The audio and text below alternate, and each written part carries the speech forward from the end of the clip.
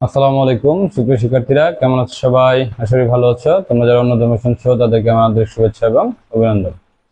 HSC 2025 শিক্ষার্থী তোমরা যারা আমাকে শুনছো তাদের জন্য আজকে থেকে শুরু করতে যাচ্ছি প্রোগ্রামিং এর ক্লাস, অর্থাৎ আইসিটি বইয়ের পঞ্চম অধ্যায়ের প্রোগ্রামিং ভাষা অধ্যায়টি শুরু করতে যাচ্ছি। প্রোগ্রামিং ভাষা অধ্যায়টির জন্য কিছু আলোচনা রয়েছে। আমরা বিভিন্ন ধরনের ভাষা সম্বন্ধে জানবো, যেমন 5 ধরনের ভাষা হয়। প্রথম জেনারেশন, দ্বিতীয় জেনারেশন, তৃতীয় জেনারেশন, চতুর্থ জেনারেশন এবং পঞ্চম জেনারেশন। আমরা আরো বিভিন্ন ধরনের ভাষা সম্বন্ধে জানবো, যেমন মেশিন ভাষা, তারপর হচ্ছে তোমার উচ্চ স্তরের ভাষা, অতি উচ্চ স্তরের ভাষা, মধ্যম স্তরের ভাষা, এই ভাষাগুলো সম্বন্ধে জানবো। ঠিক আছে? আর এগুলো আমরা পড়ে মুখস্থ করে ফেলবো, এবং এখানে আমি তোমাদের যে কাজগুলো করাবো সেগুলো হচ্ছে প্রোগ্রামিং অ্যালগরিদম অ্যান্ড ফ্লোচার্ট। এই কাজগুলো তোমাদের দেখাবো। বিভিন্ন শুরু থেকে শুরু করব, কি কি প্রয়োজনীয় জিনিস রয়েছে, পাশাপাশি বিভিন্ন বোর্ডের প্রশ্নের সমাধান দেখাবো। আশা করি তোমরা আমার সাথেই থাকবে। আমাদের এই প্রোগ্রামিং ভাষা অধ্যায়ে যে কাজগুলো করতে হবে, প্রয়োজনীয় কাজের যে বিষয়টা, 1 নম্বর হচ্ছে অ্যালগরিদম।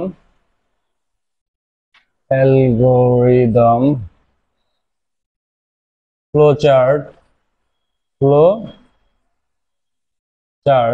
বা প্রবাহ চিত্র,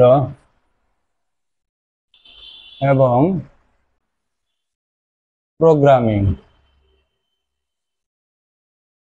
অর্থাৎ এই টপিকগুলো আমি তোমাদের ধারাবাহিকভাবে আলোচনা করব। আজকে আমি ফ্লোচার্ট নিয়ে আলোচনা করব, ফ্লোচার্টের বিভিন্ন চিহ্ন নিয়ে আলোচনা করব, অর্থাৎ ফ্লোচার্টে ব্যবহৃত যে প্রতীকগুলো রয়েছে সেই প্রতীকগুলো নিয়ে তোমাদের সাথে আলোচনা করব। আচ্ছা, ফ্লোচার্টে ব্যবহৃত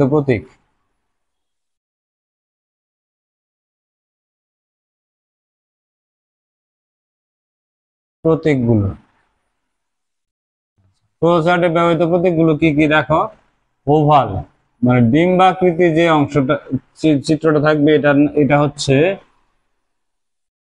শুরু বা শেষ চিহ্ন, অর্থাৎ স্টার্ট অবলিক এন্ড।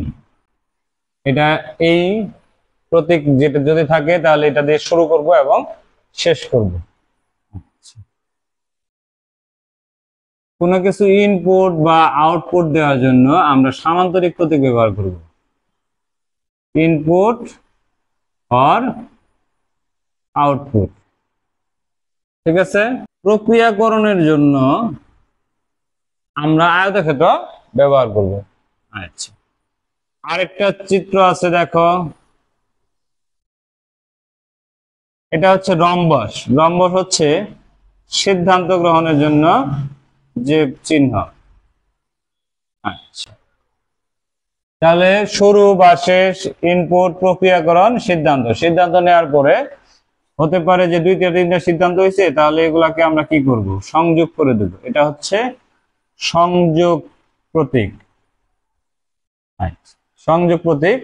আর কিছু প্রতীক রয়েছে, যেমন দেখো, এটা হচ্ছে প্রবাহের দিক, কোন দিকে প্রবাহ যাবে সেটা বোঝানোর জন্য এই দিকগুলো উপরে নিচে ডানে বামে আমরা দেখব। এটা হচ্ছে প্রবাহের দিক, প্রবাহের দিক। এখন এছাড়াও আরো 2-1টা চিহ্ন আমাদের ব্যবহার হইতে পারে, এগুলোর সচরাচর ব্যবহার নেই, হয়তো টিক চিহ্ন থাকতে পারে। এটা হচ্ছে পূর্ব নির্ধারিত প্রক্রিয়াকরণ। পূর্ব নির্ধারিত প্রক্রিয়াকরণ, যে প্রতীকটা ব্যবহৃত হয় সেটা। এবং আরেকটা প্রতীক আছে, সেটা হচ্ছে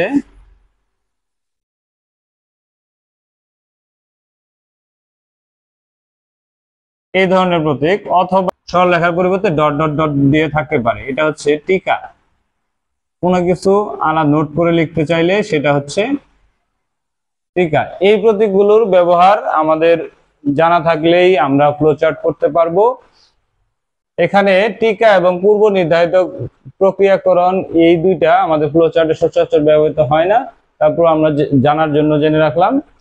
এখন এই যে ফ্লো চার্টের যে প্রতীকগুলো আছে এই প্রতীকগুলোতে আমি তোমাদেরকে ফ্লো চার্ট দেখাবো। এখন দুইটি সংখ্যার যোগফল নির্ণয়ের ফ্লো চার্ট। আচ্ছা, শুরু করব আমরা। তাহলে শুরুর প্রতীক কি? ওভাল বা ডিম্বাকৃতি। তাহলে লেখো স্টার্ট। এখান থেকে নিচের দিক যাবে প্রবাহ চিত্র, এই যে প্রবাহ চিত্র। তাহলে প্রথমে আমরা কোনো কিছু প্রবেশ করাবো, যে দুইটা সংখ্যার কথা বলছে, দুইটা সংখ্যা প্রবেশ করাই। ইনপুট এ বি, দুইটা সংখ্যা প্রবেশ করালাম। আচ্ছা, এখন এই দুইটা কি করতে বলছে? যোগ করতে বলছে। যোগ করার জন্য প্রক্রিয়াকরণ চিহ্ন ব্যবহার করব। যোগের ইংরেজি হচ্ছে সামেশন। সামেশনকে সংক্ষেপে আমরা সাম বলি। তাহলে সাম ইকুয়াল এ প্লাস বি। এখানে সামকে আবার সংক্ষেপে এস, শুধু এস দ্বারাও প্রকাশ করতে পারি। তাহলে যোগ করে ফেললাম, এখন আর কোনো কাজ নাই। যোগ করে কি পেলাম? এ প্লাস বি। তাহলে প্রিন্ট করে দেব প্রিন্ট সাম। যখন প্রিন্ট করে দিলাম তখন আমার কার্যক্রম শেষ। তাহলে এটা ইন, একদম ইজি। ঠিক আছে, তোমরা আস্তে আস্তে যখন পরবর্তী এগুলা জানবে তখন দেখবে যে তোমাদের প্র্যাকটিসের ফলে আরো ইজি হয়ে গেছে। এবার আমরা তিনটি সংখ্যার গড় নির্ণয়ের ফ্লো চার্ট শুরু করব। দেখো শুরুর প্রতীক কোনটা? ওভাল। তাহলে শুরু করব স্টার্ট, START, স্টার্ট। শুরুর পরে কি করব? যেহেতু তিনটা সংখ্যা আছে তাহলে তিনটা সংখ্যা ইনপুট দিব, লিখবো। ইনপুটের জন্য সামান্তরিক প্রতীক ইনপুট A B C। আচ্ছা, তারপরে কি? প্রক্রিয়াকরণ। আসলে কি প্রক্রিয়া করতে হবে আমাদের এখানে? আমরা যেমন আগেরটা ছিল যোগ করেছি, এবার গড় নির্ণয় করতে বলছে। গড়কে ইংরেজিতে বলে এভারেজ।